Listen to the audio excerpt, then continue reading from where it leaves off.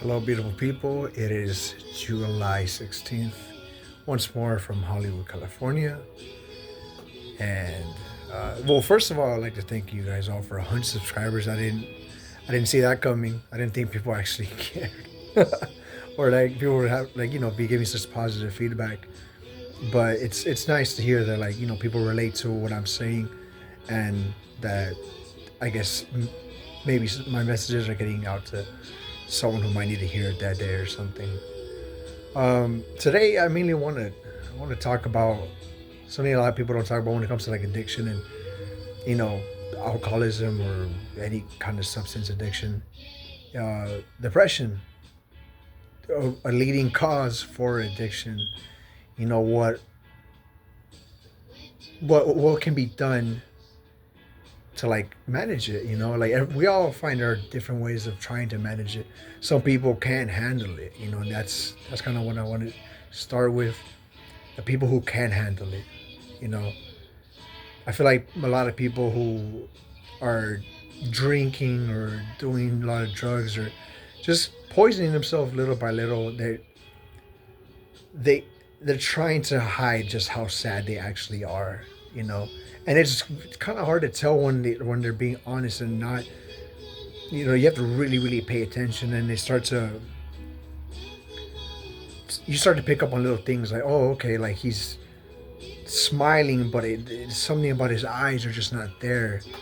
And that's the people you have to focus on the most, because just telling them to stop is not going to work unless they understand why they're drinking or why they're abusing a substance in the first place. That was my biggest issue. I didn't know why until I started to really really like look in the mirror and ask myself, why are you drinking so much? And then I just started to cut off the people who automatically were just, all right, you're just being a big baby. Don't listen, like just don't listen to those people. Find people who will be like, hey, you know what?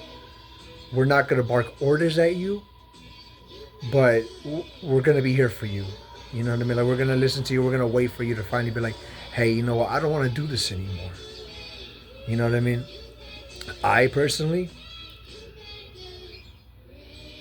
my first step was taking accountability, finally just owning up to it. I don't like this phrase, but manning up. Manning up is saying, I made a lot of mistakes.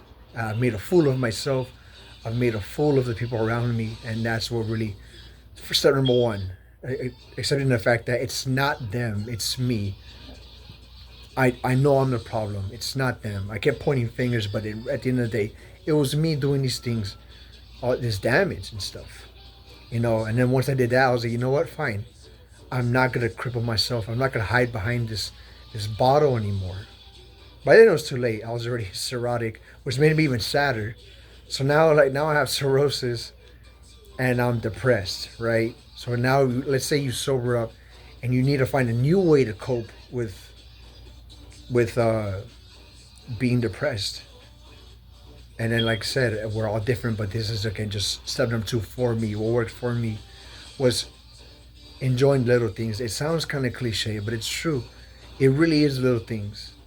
Once you stop basing your everyday life around a substance like marijuana or cigarette, you start to literally like appreciate little things like walking your dog, like doing the dishes, watching YouTube videos. Ironically, it starts to become so much more fun, and I can't really explain it. You kind of just have to do it on your own to really know what I'm talking about. And then you start to realize you don't need these things to have fun. You really don't. Then you start to surround yourself with people who make you feel better about yourself, not worse. And then you realize, like there is more to life than just being around a bunch of people who just want to just party all the time and drink, and they only want you if you do those things as well. And then you start to, and, nothing bad on those people. They're like, to each their own. Everyone can live their life the way they choose to. I'm just saying, I couldn't do it. It was destroying me, and at some point it will catch up with anyone. That's a fact. And then once you start picking up on the little things, you start to remember things about yourself you forgot. You know, who were you without this addiction? Who were you when with all these bad influences? And then you start to just really, really become this version of yourself you never knew existed. You know, like myself, I am proud of who I am now. You know, I am beyond sober, and I would never go back. God, I wish I would have quit sooner. But I'm glad I'm here. A lot of people didn't make it. I know a lot of young people who just kept going and going because they got sad. The moment they were told that their vice was killing them, they just got even more depressed and kept going.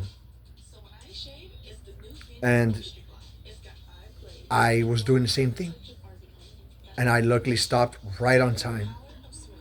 And my cirrhosis is no longer killing me. It's under control. My doctors are amazing. I am happy for every day that I have now. And that's something I could never say before. I am happy and I'm proud of the person I've become. And so are the people around me. And that to me is priceless. Thank you all for listening. And thank you once more for the 100 subscribers. Not a lot, but it's something.